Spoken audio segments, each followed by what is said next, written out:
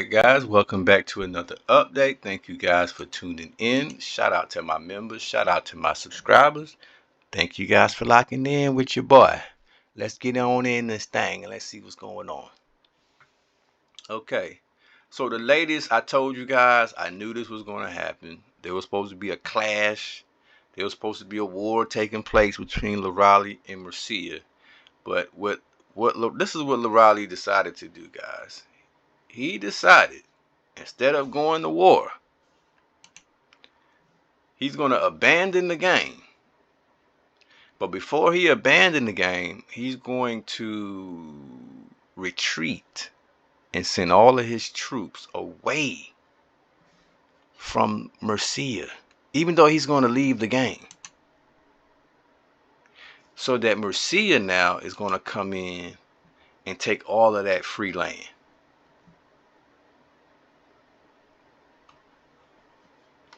Already in motion. I mean, you can just see it. It's right there.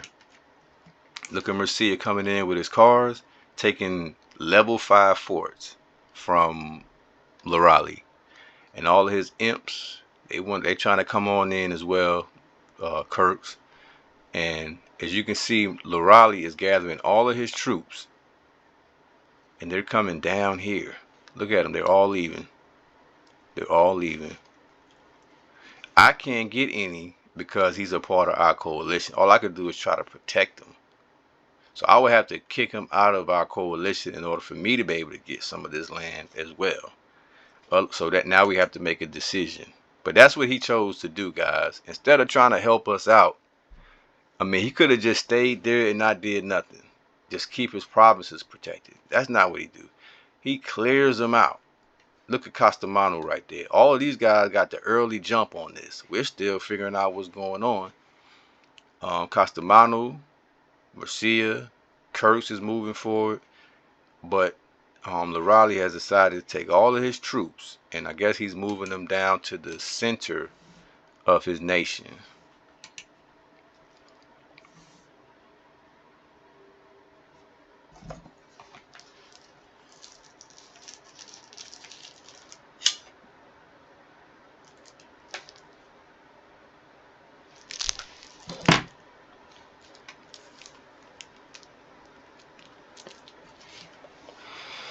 So he's moving all of his troops to his capital.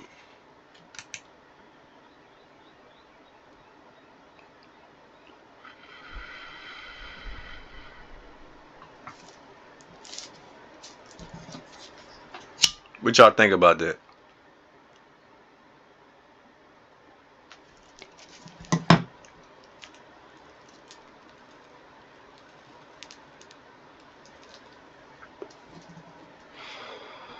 I think that's about as low down as it gets.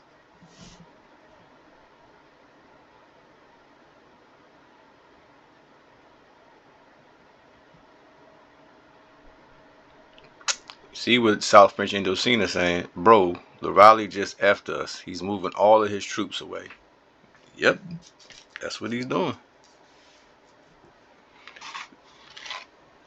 I mean, that if that ain't helping Mercia clearly, I don't know what other evidence or what other documentation we need to see.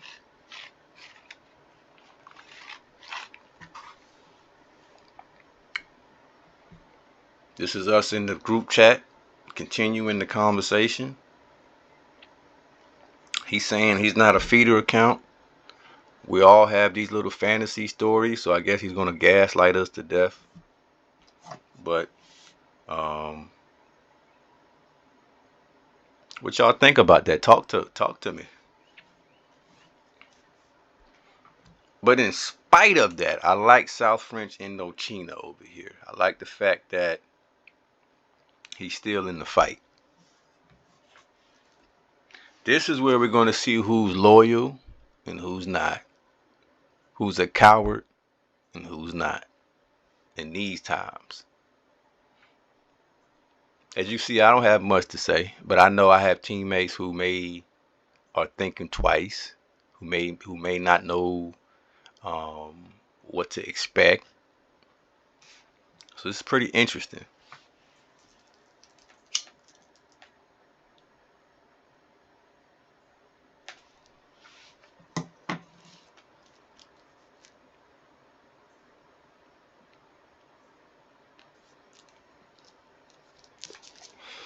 And one thing I do keep in mind is that I look at Lorali's timing. His timing was pretty interesting because he waited until we were starting to get the advantage, especially on Novgorod, and then all of a sudden, you know,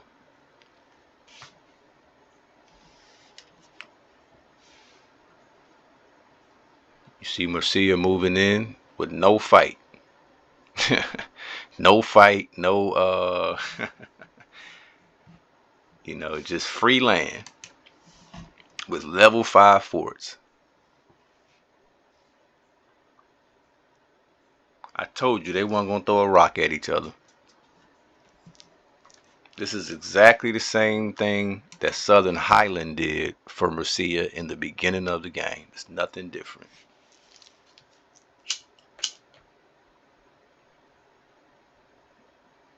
So we were all wondering how Murcia got so big early in the game. Now we know. Because he's a cheater.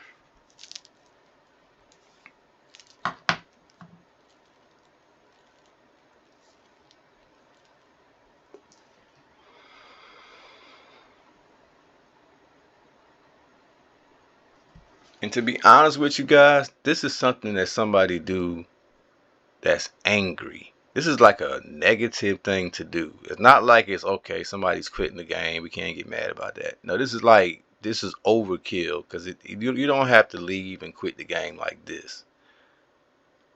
You're clearly helping the enemy.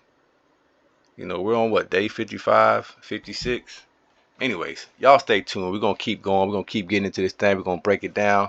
This thing got crazy, y'all. All right, we'll be right back.